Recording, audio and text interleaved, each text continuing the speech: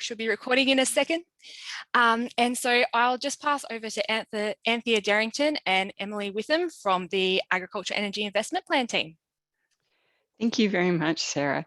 I'd like to start by acknowledging the traditional owners of the lands from which we are all meeting. I am meeting on the lands of the Wurundjeri people, and I want to pay my respects to their elders past and present, and to welcome Aboriginal and Torres Strait Islander people present in the meeting. As Sarah said, my name is Anthea Darrington, and I'm joined by my colleague Emily Witham. We're both from Agriculture Victoria, and we'd like to thank you all for making the time to come along today. It's great to see so many people, so we really appreciate your time. What we'll do is we'll go through a presentation, and if you've got questions, as Sarah said, please put them in the chat or raise your hand. So I just now need to move the screen, which is not moving, which is a bit unfortunate. There it is. So that's the webinar, and that's who I am. And then we'll go into the bit of a history lesson just before we start. So why are we talking here today? It was because back in 2017, the Minister and our department noticed that energy prices were increasing in terms of the costs for electricity and for gas. And we had a look at what was going on overseas, noticed the same thing, and particularly noticed that horticulture and dairy were the sectors most affected. We did a survey with the Victorian Farmers Federation and found out that that was exactly the same in Victoria. We also discovered that there were some reasons why things weren't being able to be done, and that was around cost. So the cost of changing into different energy solutions, plus also some of the uncertainty around the technology that was available and the changes to the technology. So in 2017, the Minister announced $30 million for the Agriculture Energy Investment Plan. The plan includes 5 components to it. So the 2 that we will primarily focus on today are the free on-farm energy assessments, plus also the grants for those people who have one of the free on-farm energy assessments. There are also a number of other components to it which relate to research, demonstration, skills and education programs, and those are progressively coming online.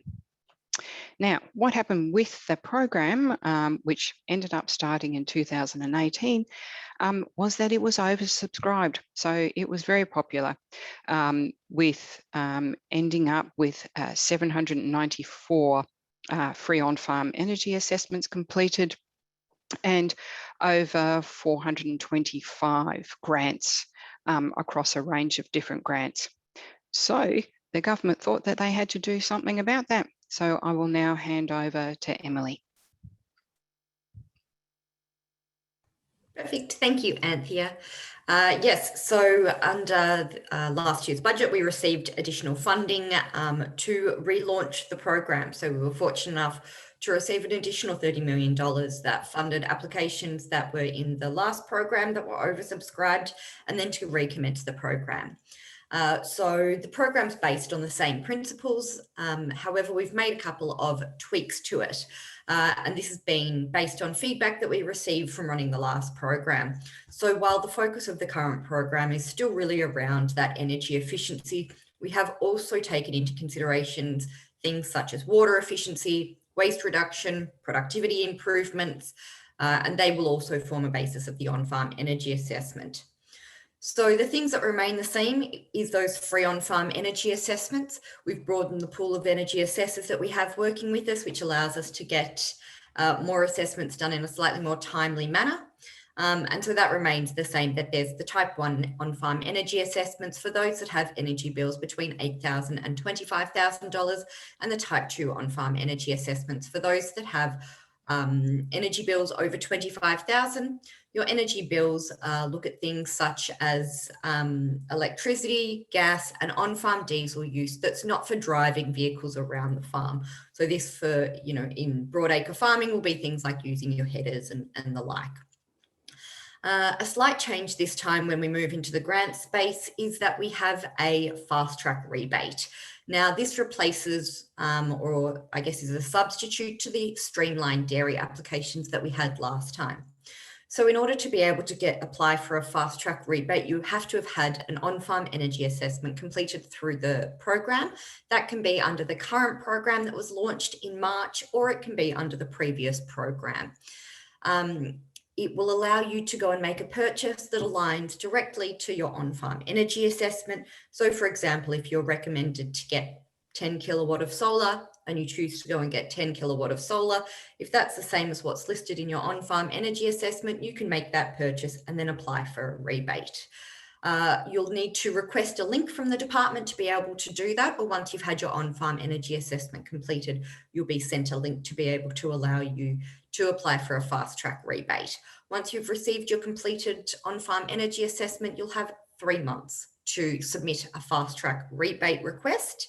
And if you had a on-farm energy assessment done under the previous program and you need this link, just reach out to us and we'll support you on that. And that's up to $20,000. Those are also requiring a 50% co-cash contribution. So if it was a $15,000 rebate, that would be a $30,000 item that you would have purchased at a minimum. In the world of grants, they're much similar to what we had done last time. So we have those tier 1 grants that are from $20,000 to $50,000. They relate to items identified in your on-farm energy assessment, and you must make an application for those. You can't commence any projects until you have received approval and have been awarded a successful grant. The tier 2 grants are for those larger grants. They require you to have had a type 2 on-farm energy assessment, and they're for grants from $50,000 to $250,000. Again, they are all 50% co-cash contribution, meaning that if the project costs $100,000, you can receive a $50,000 grant, or if the project costs $300,000 and you've had a type 2 on-farm energy assessment, you can apply for 50% of that, which would be a $150,000 grant. If you had received a grant under the last program, but not to the maximum threshold, you're eligible to apply again. So that means that if you had a type 1 on-farm energy assessment and you received a grant under the last program for $15,000, you're eligible to apply again to take you to that maximum $50,000 cap. If you had received a type 2 on-farm energy assessment under the last program and then applied for a tier 1 or a tier 2 grant, you can then top that up to the maximum. So let's say you had received a grant, a tier 2 grant of $100,000 under the last program, you still have another $150,000 that you're eligible to apply for just to take you to that maximum cap. We also don't have any tier 3 grants this time. We funded those larger tier 3 grants, which were up to $1 million last time, and they were for projects that had multiple beneficiaries. This time we're focusing just on, I guess, more the singular farm entities. Next slide, please, Anthea.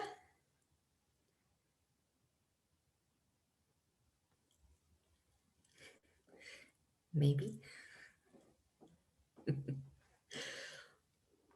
Very good. So one of the main things that we've got in this is really just broadening it beyond your energy. As I'd mentioned previously, energy still needs to be the main driver, but you can use these other components that, such as productivity, energy and water efficiency, emissions reduction, to reduce your payback period. So for example, if you were applying for an item that might have a payback period listed in your on-farm energy assessment purely on electricity or as on energy, and it reduced it down to a, let's say, 20-year payback period. And then when you take into consideration productivity or water energy efficiency gains, then that might bring you down to a 12-year payback period, which would allow you to be eligible for a Tier 2 grant for those items. So the focus of the program does still need to be energy, but we are able to take into consideration some of those other items, which are particularly prevalent in sectors such as broadacre farming. And yes, now the whole program total is for $60 million. If you want to go to the next slide, Anthea. Perfect. So the very important part of timelines. The program reopened on the 1st of March. Applications for free on-farm energy assessments close on the 15th of July. So you've got around about 6 weeks to get an application for those in. And applications for the grants, they close on the 15th of December. I would probably definitely caution in that last time we were oversubscribed, and there's a really good chance we could end up in that same situation. So my advice would be to get any applications in as soon as possible. The other thing to note is that we see application numbers close to closing dates. So closer we get to the 15th of July and the closer we get to the 15th of December, we see a significant increase in the number of applications come through, which then also means there's generally a delay in assessing them. And then in this instance, potentially for the assessors to complete an on-farm energy assessment, that timeline might be blown out slightly as we see a huge number of applications come through. So I guess the nitty-gritties of how to apply for a grant, it can all be done online. If you go onto the Agriculture Victoria website, you can click on the link for the Agriculture Energy Investment Plan. You'll find the guidelines on there, and we definitely recommend that you read through the guidelines when you prior to applying. There's a couple of things you'll need to have ready for when you're applying. Once you click on that link that is on that page, it'll then take you to the Small Business Victoria website where you can commence your application. You'll need to make sure that you've got your ABN. If you're applying for an on-farm energy assessment, you'll need to make sure that you have your meter numbers and also that you have your energy bills that you're able to upload. If you're applying for a grant, you'll need to make sure that you have your on-farm energy assessment completed and that you have quotes required for any items that you might be applying for. It can take a couple of hours. If you hit any road bumps or that you feel you're having issues in the application process, you can always reach out to one of the team members and we'll show those details at the end. And we're really happy to help you with your application. So I guess some of the main things to look at, and we can talk about timelines here, is how long it takes to get a grant. These timelines are indicative, and there can be instances, particularly when we have a really high number of applications, or if we've had something like a COVID lockdown that's inhibited assessors being able to get out on farm, that may push out the timelines. But generally speaking, if you apply for an on-farm energy assessment, we'd expect within a couple of weeks you'd receive, if it's been approved, you'll receive contact from your assessor and they'll request additional data from you and commence the process of setting up a farm visit or getting the required details to do that on-farm energy assessment. For a type 2, they're a little bit more complicated, and in the approval process, we might have an on-farm energy assessor reach out to you to get a better understanding of your business. And I'd usually expect within sort of 3 to 5 weeks, you'd receive, once it's been approved, you'll have contact from your assessor and that process will commence. We generally expect a type 1 on-farm energy assessment to take around about sort of, I'd say 4 to 8 weeks to complete. And a type 2 is probably in that sort of 6 to 10 week time period to complete the full on-farm energy assessment and receive your report. One of the main changes this time as well is that once you've received your on-farm energy assessment, you're able to have a 1 hour conversation with the assessor, and that'll allow you to go through the through the on-farm energy assessment. So you may have questions about what's best for your business, what are the implications of it. There might be components of the on-farm energy assessment that you don't understand, and that 1 hour phone call is a really great opportunity to have discussions with the assessors about it. And also if there's components of it that maybe you're not happy with or that you don't understand, you can have that conversation with them then as well. That 1 hour conversation is optional. You don't have to have it, but it's there if you would like it. When we're looking at the process and timelines for the fast track rebate, so again, you'll need to be provided a separate link to apply to the fast track rebate. We've done it that way just to make sure that farmers aren't going out and just making purchases that don't align to their on-farm energy assessment, or if they haven't had an on-farm energy assessment and then requesting a rebate, because you will have already paid for those items up front before requesting a rebate. We just want to make sure that no one's going to make a purchase that won't be eligible. A fast track rebate probably takes around about 4 weeks to receive an answer for that. The tier 1 grants, you can apply again through that same site. And I would expect so long as you've provided all the relevant documentation, it would take somewhere between 4 to 8 weeks to receive an answer for your tier 1 grant.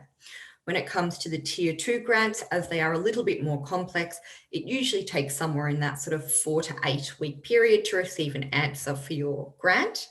And obviously one of the really important things is to make sure that you've provided all the required information. Tier 2 grants require a financial risk assessment, which requires you to provide a lot of financial information. And so being able to provide that in a completed form is really important to make sure that your application can progress in a timely manner. Now, I think that might take us to the end. I'll just go through this for you very quickly. So here's the site for the Agriculture Energy Investment Plan. The email address is agenergy@ecodev.vic.gov.au. You can send an email through if you have any queries, and you can also send an email there and request a call back. So for the tier 2 grants, Peter Harrison, who's on the call at the moment, he's great at walking everyone through and helping out with a lot of those questions. He's also a gun at answering questions on assessments as well. Janet Power, who's also on the call and has recently joined the team, will be helping out with a lot of the tier 1 grants and the fast track. And you might have Sharon Otto in the team assist you with a lot of your claims and documentation. There are other members of the team who may also reach out to you if you send through a query to be able to help you.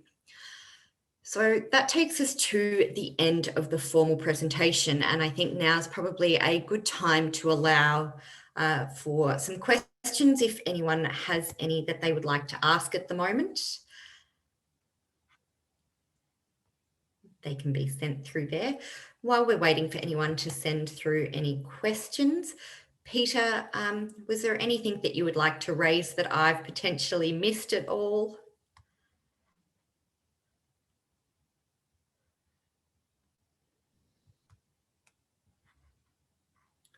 No, we're okay at the moment. Very good.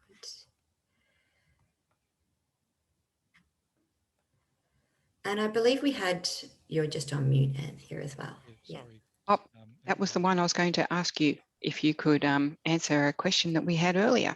I can. And sorry, Peter, what were you saying as well? Yeah, I was just wrestling with Sarah to get me off mute. So it's, sorry. The other thing I'd point out is a lot of the time we've got farmers that have got ideas about energy savings already. Sorry, Peter, can you just speak up a little bit more, because it's just a little bit hard to hear. Righto, how are we going? That's a little bit better. Okay, don't know what it is, but anyway. So the other thing I'd raise is that sometimes farmers have already got ideas of energy saving projects they'd like to explore, and we encourage you to speak with the energy assessor about those ideas as well. But that'll give the energy assessor to give you a diagnosis of whether or not it's actually going to do what you hope, and whether it's going to be financially viable and give you the energy savings you're looking for.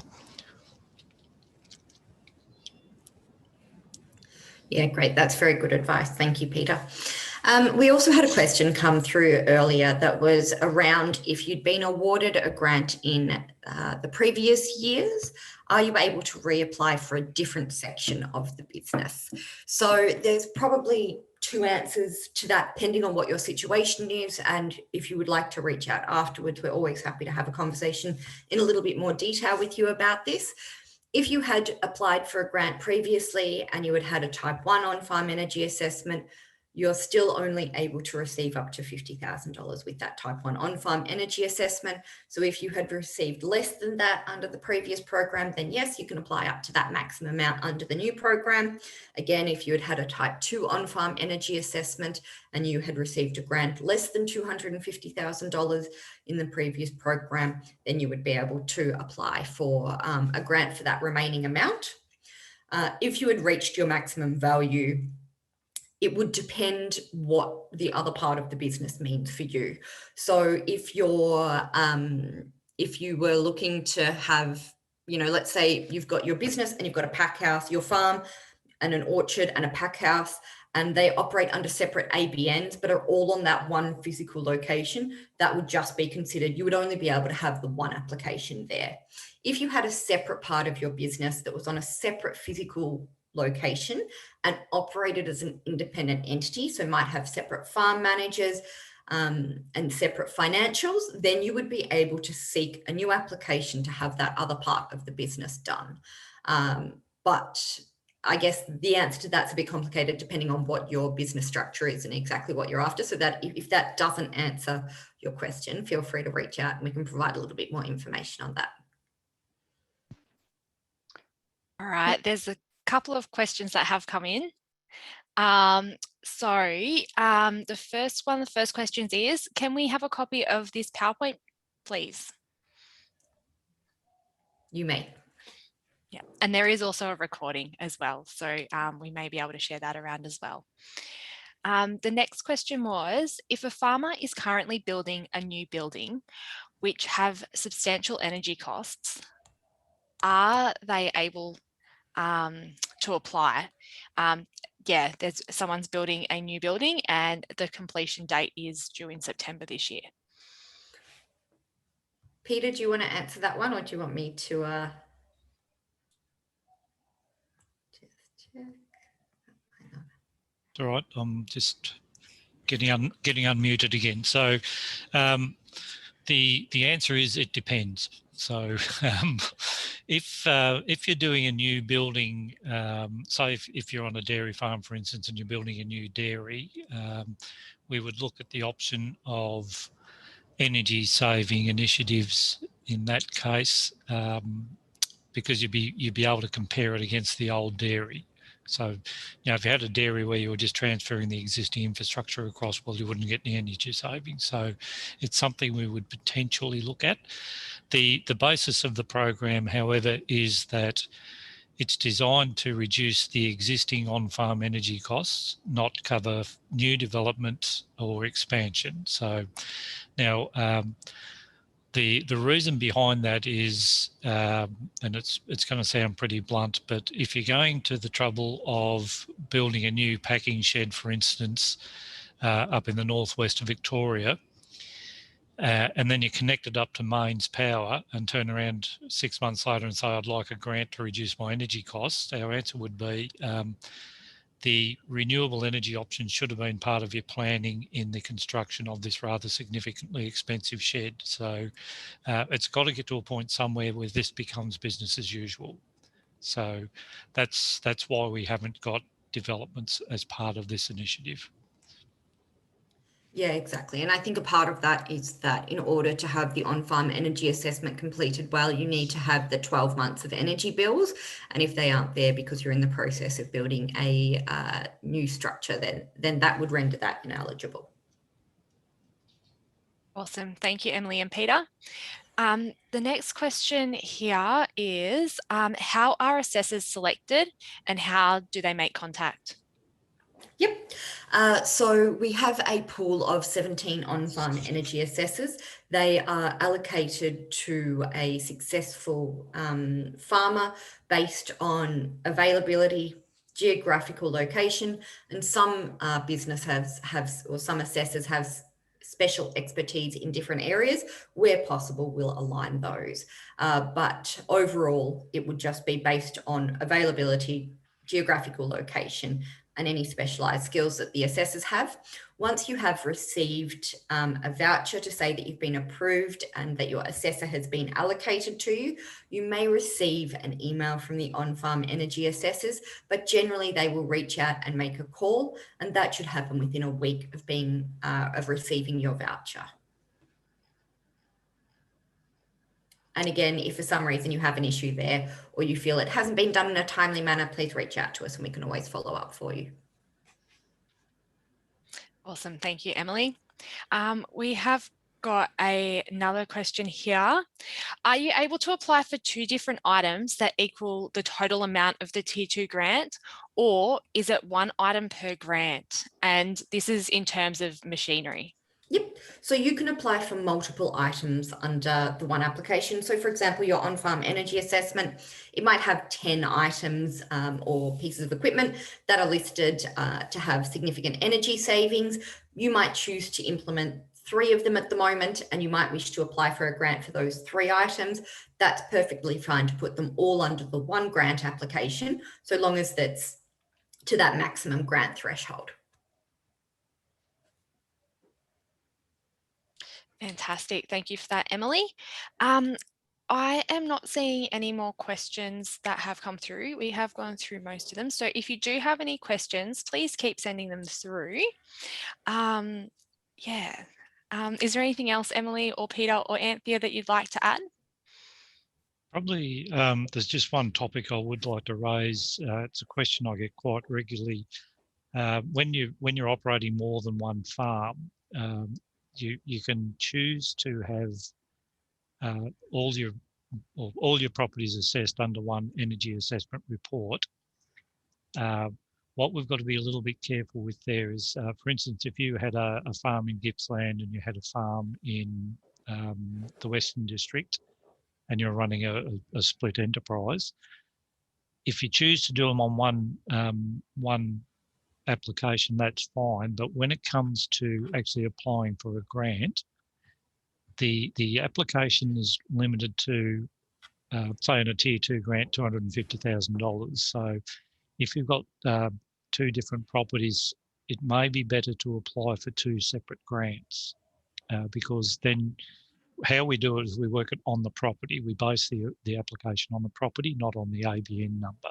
So we've got situations where we've had multiple investments applied for and we've had to go back and say, look, you're better off splitting these because you'll get $500,000 towards your investment as opposed to $250,000. So the other thing is, if you've got any doubts, please refer to the offer on the slide pack. That you can just drop an email through to us if you're not sure about how to go about the application for the energy assessment or any of the grants. Just drop us a line and I'll give you a call back, or Janet will, because that's what we like to do, and we will try and work out the best option for you.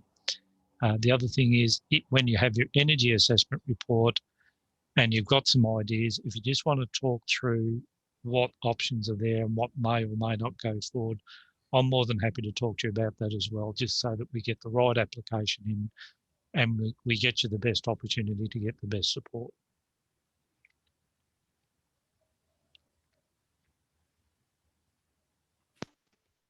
And one thing I was going to ask Peter and Emily, have you heard comments from people who have had assessments about what they think about the assessments in terms of providing a plan for future investment?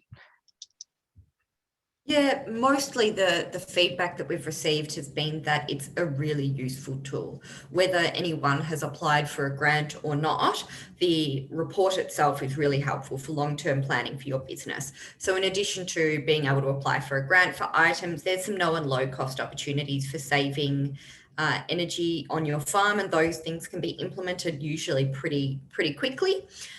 Some of those larger purchases that either might not be eligible for a grant or that you might not have the money or capacity to look at doing now, we've found that it's often a really great way to provide you some long-term planning for your business about what your next investment in the future might be and how you're going to, I guess, go about thinking about your farm business in a more efficient and sustainable way. And I'm just wondering, I've heard that some of the common things that have been recommended have been solar panels and also variable speed drives. Are there any other things that you're seeing come through from assessments and grants? Peter, I might throw that one to you. Yeah. Far and above, probably just to clarify, the two key areas that we've received applications from is horticulture and dairy. And predominantly they've been around solar installations to reduce, imagine running your cool room over summer at $1,000 a day in electricity. So definitely solar installations, variable speed drives on pumps, on all types of pumps. In the dairy sector, a lot of heat recovery units, cooling, various speed drives. The other things that we see a lot of is replacement of pumps, irrigation pumps converting from diesel to electricity. There's been a lot of those. In the broadacre sector, we're actually seeing quite a bit around, if you're broadacre farming, it's equipment upgrades. So we define that as tow-along equipment. So it could be larger sprayer units, better weedicide packs, if you want to call it that. Weedit's another one that we're seeing a lot of. So anything that is basically going to save diesel use because you're driving around the paddock less often. So they're the key ones that we're seeing across all the sectors. But solar is far and beyond above the most popular. Awesome. Thank you, Peter and Emily. There's a question here about swirl lines. So if you are restricted with potential to take advantage of these grants as a result of deficient transmission line, for example, a swirl line, is this taken into consideration with the assessments? Absolutely. Yeah, we've seen quite a bit of that. And that's where in some cases we've seen battery options, for instance, where possible. We actually have funded in a couple of cases where we've actually upgraded to different power, say going up to 3-phase, for instance. It's a pretty expensive exercise, but sometimes we can do it. But yeah, the energy assessor will come onto the property and they'll look at your situation, as unique as they are, and they'll make the best recommendations they can based on your situation. So the interesting thing is that there's been common recommendations for the various sectors, but one thing that's clearly evident in the energy assessment reports is that no two farms are the same. Everyone's got their unique challenges and unique opportunities.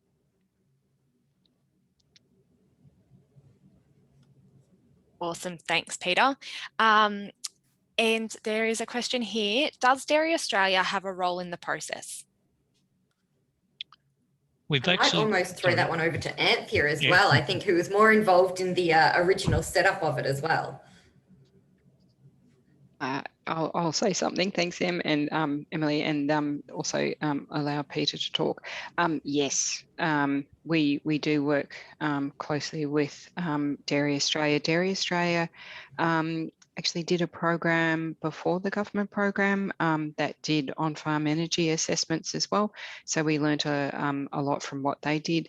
We also worked very closely with United Dairy Farmers Victoria when we were designing the program, and we are also talking with them in relation to sharing some of the information that that Peter was talking to you about the sorts of things that are coming through that are being recommended for farmers.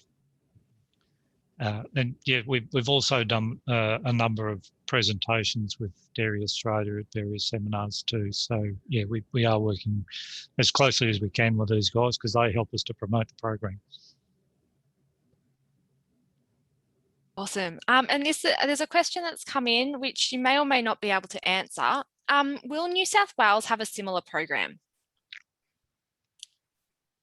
I'll have a crack at that one.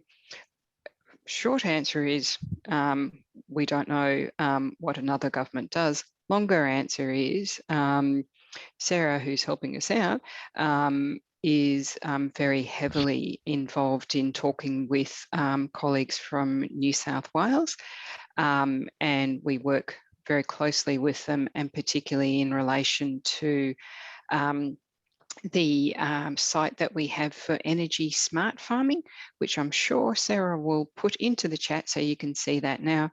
And that has a wealth of information from both Victoria and New South Wales about a whole range of things that relate to energy use on farm.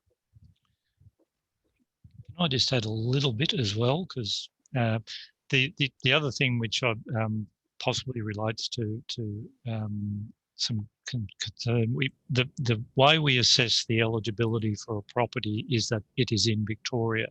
So we've had a number of applications for assistance for properties in Victoria where the property owner might reside in New South Wales or South Australia. So it's where the property is located that dictates the eligibility under the energy program in Victoria. Awesome. Thank you, guys. And thank you, Anthea, for the plug for our Energy Smart Farming page. It's a page where we're trying to bring together a number of resources from different organisations and also helping farmers to be able to have one spot to go through to for that information and stuff around events, grants, etc. So there's been another question come through. By improving transmission line capacity upgrades, will this improve the potential for renewables?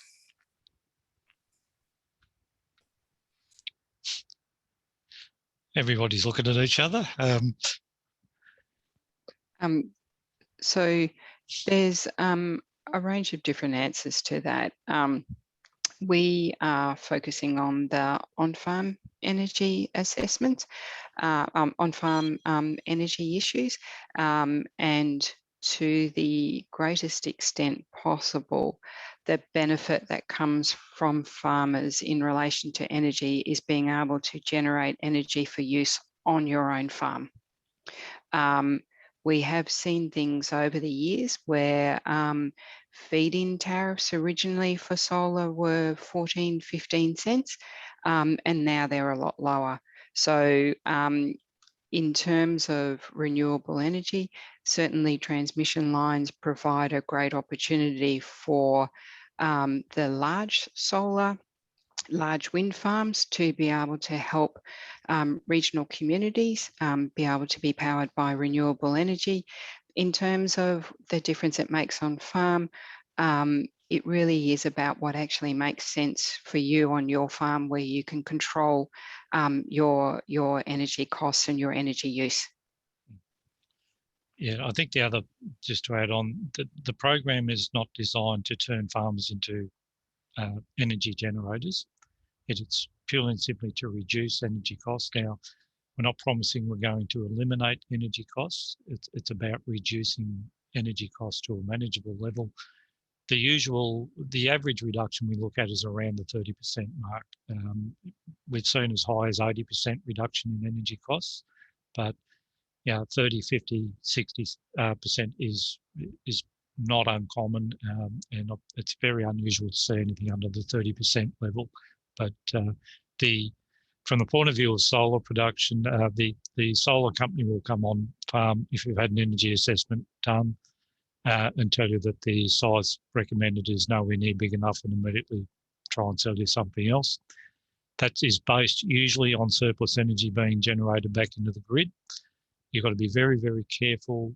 If you do go down that line, you need to know whether or not your surplus energy is actually going to be accepted.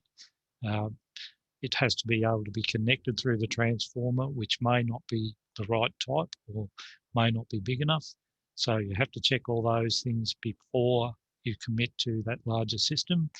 Under the energy program, there's a cap on how much we would go to. It's 20% of solar generation allowable to go back into the grid, and then we start looking at whether or not we do pro rata reductions on the size of the grant available.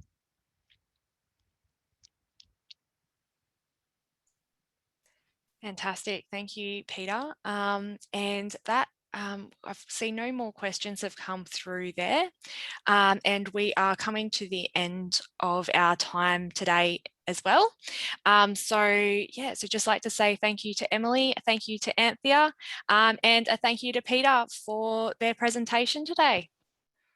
Thank you so much for having us, and please reach out to us if you need any assistance. Thank you, everyone.